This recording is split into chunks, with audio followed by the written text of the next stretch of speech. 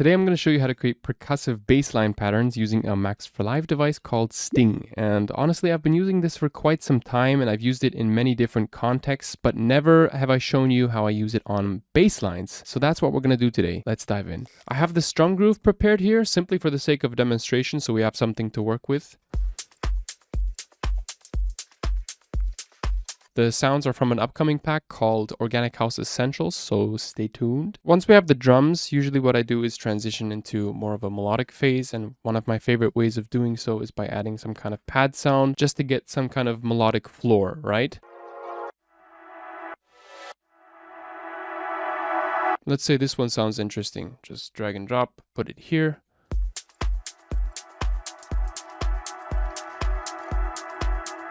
You get the point, just getting some kind of an idea going to get us inspired. All right, and here's where Sting comes in. So let's create a new MIDI track, Command-Shift-T to do so. Give it a different color so we know it's a bass line. And now we're gonna load up this device called Sting. There's two versions of Sting, of this Max for Live device. One is by IFTA, the 2022 version, and another one is by Skinnerbox. Both are perfectly fine, both work. I'm just going to use the newer version by IFTA today and drag and drop it into my MIDI layer over here. And we get to see this very interesting little smiley. Now we need some kind of an instrument to place after the Max for Live sequencer. And I'm just going to go with Diva, as I always do, because it's my favorite synth, especially for bass lines. I love using it for bass lines. And honestly, you can use any of your presets. It doesn't really matter. Just try to pitch them down to a lower octave so it sounds somewhat bassy. And usually I like going for percussive bass lines, sounds that already are quite short. And if it's too low, you can just use this pitch MIDI device to pitch it either up or down an octave. That's the way I do it here.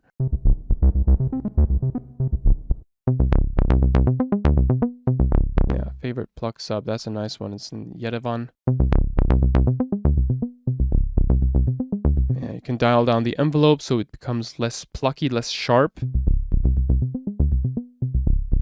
You can also decrease the decay and sustain to really dial down on the length.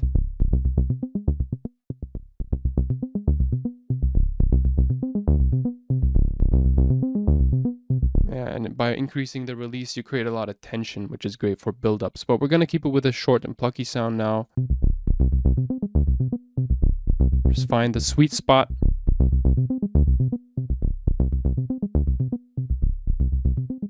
That seems to be working quite well for me now. And now, since we've drag and dropped a pad that is in E minor, we're going to have to adjust the bass layer to match the key of the pad. Because if we hit play with all the other instruments, it's going to sound off key.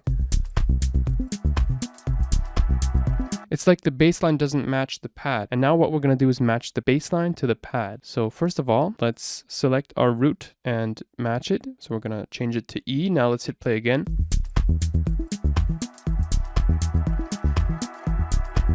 You see how it matches now? That's one way to go. Another way to go is by loading up scale. I just type in scale up here, go into MIDI effects, scale, and then you can select a scale and you see so many possibilities here. You can take minor. Minor is usually what works for me. You can also change up the vibe. Go for minor pentatonic, minor Hungarian.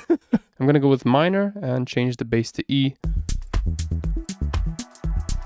so that I 100% guarantee that all the notes are in E minor here.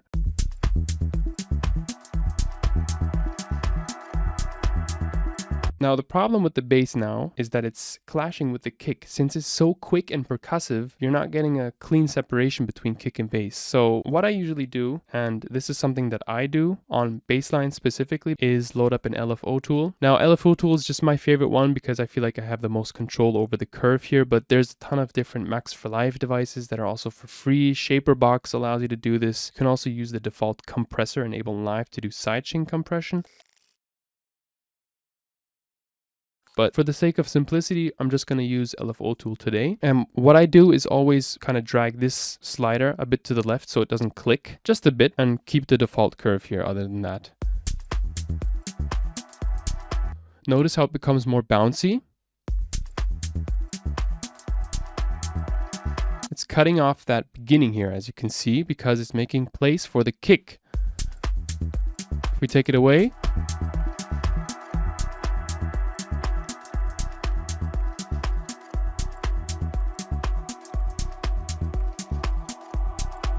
That's nice. And if you like the sequence, you can just hit clip over here. Now, if you hit tab to go into session view, you can see that it's generated a clip here for you. Now, for the sake of demonstration, if I hit clip again, you see it'll create another clip in the second row. Let's delete that. You can just drag it here. I'm dragging it. While you're doing so, hit tab, put the sequence or the MIDI clip either onto the layer directly, or what I like doing is putting it onto the lower layer so I have it saved. And now if I want a different sequence, I can just hit that smiley and it generates me a different sequence. And there's a ton of different ways to manipulate your sound here. You can add swing, you can change the rate, you can change the gate, the length of the sequence, offset it, accentuate certain notes, decrease the density so you have less notes playing, change the randomness, a lot of different options to make a really nice bass groove here. And I'm just gonna play around, see what I can come up with.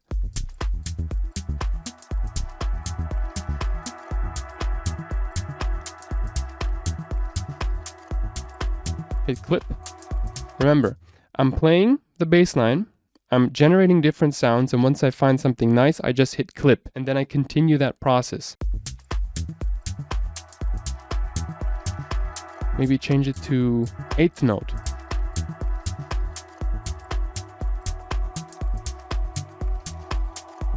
Clip. Again. Mess around with the sounds here a bit more. Flip. Let's go even further. Let's change the length down. Interesting. Flip. Let's go 5/16. Hit that smiley. And I uppercut it.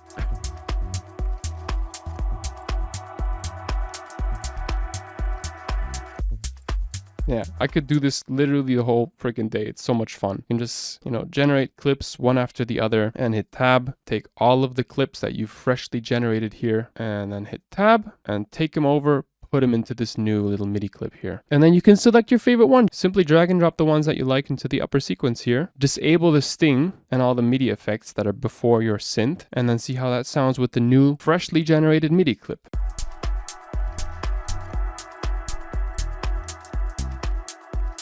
That is so dope, especially for organic house, a genre that really depends on having these percussive sub-bass patterns. I believe this is one of the best ways to come up with them, and it's really simple and fun. You just punch that smiley over and over and you can come up with nice bass grooves.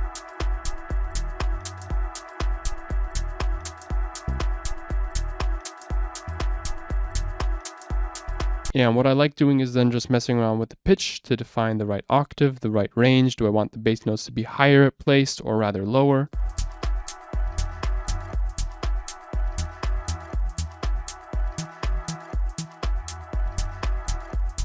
And what you can do is just duplicate your bass layer here, freeze the track, flatten the track so you have it as audio and you can see what's going on. And loop that perhaps. Yeah, see? You can loop also the entire sequence. I'm going to disable all the other layers except the audio one, since we just want to work with that now. And you can also start layering your bass lines. Let's say you have one layer that sounds good, and then you can take another sting sequence and create a new layer from there. And let's say you want to change the pad sound. You don't like it being in E minor. Then you can take another one. Like this one, B major. And now this is in major, I know, but we could still try taking the sequence that we've generated here because there's not a lot of notes included. So we could change it to match the key of the B major here, the pad. Highlight all the audio notes here, hit shift and tab to move into the device panel, the warping panel. And let's see if we can warp the bassline to match the pad.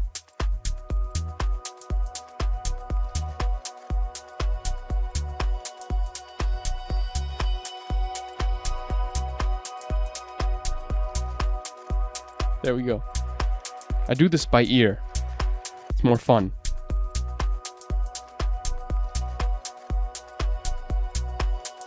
Thank you so much for watching. Stay tuned for the Organic House Essentials sound pack. There's going to be a lot more sounds that are similar to the ones that you heard in this video in that pack. And as always, like and subscribe if you enjoyed this video. Peace.